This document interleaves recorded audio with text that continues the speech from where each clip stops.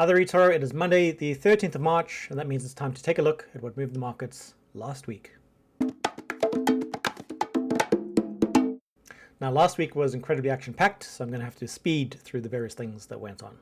First up, right at the beginning of the week, we had the Fed Chair, Jerome Powell, being incredibly hawkish when giving his testimony to Congress.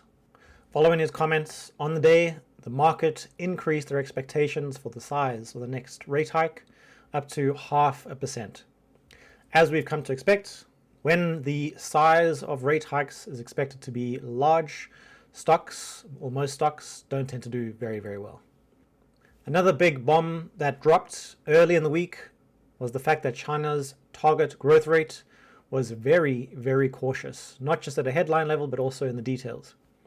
This had a huge impact on Chinese equities from the very beginning of the week, and that was compounded later in the week, but that's because of everything else that went on, which I'll get to in a moment.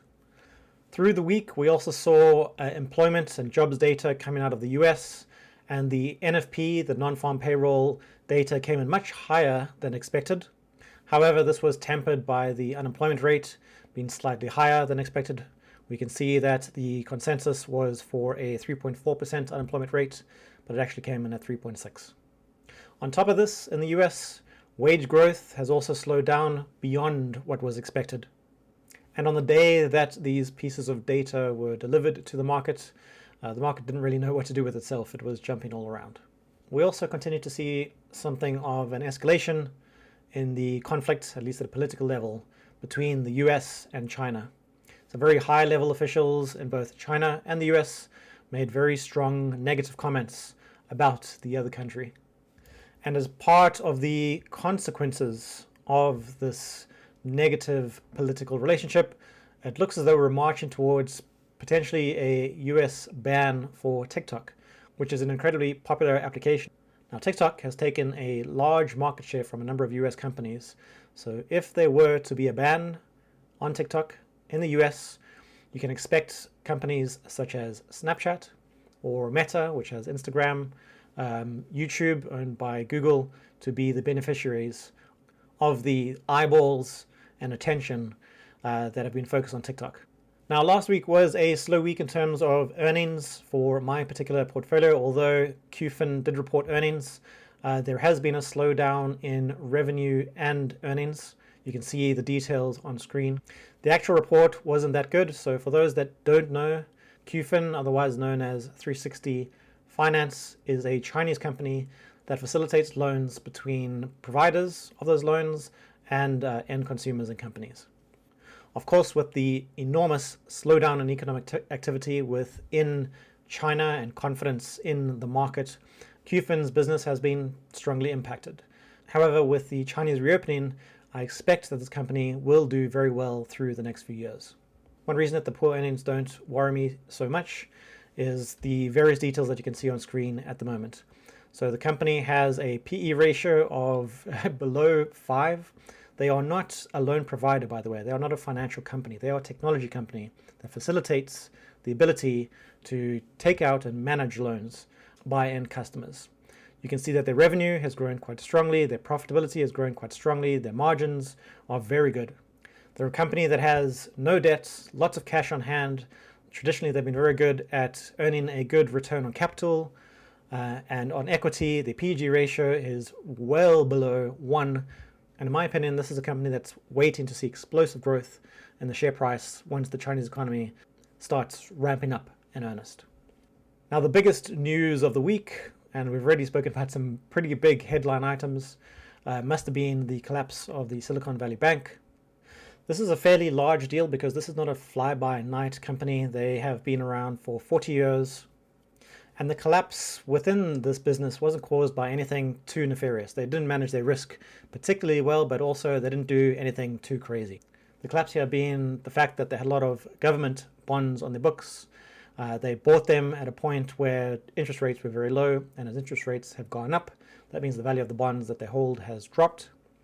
And long story short, this drop in the value of the asset that they owned was not enough to cover their liabilities. When this was found out by the market, there was panic, there was a run on the bank, and within a few days, the bank collapsed. Now, through the weekend, various governments around the world, because this bank has arms in several countries, including the UK, have been working to try and find a way to protect depositors at SVB. Now, a number of the largest customers of Silicon Valley Bank tend to be technology companies, and as the market realized this towards the end of last week, that really started hitting technology stock valuations. However, for those of you that have been following the news closely, you will know that the depositors are guaranteed to get their money back. Politicians all the way up to the President of the United States of America have been banging on about this message of markets, you do not need to panic. We have protected depositors. So those companies that had banked with SVB and were worried about being able to pay their bills and their wages, etc., will still be able to do so.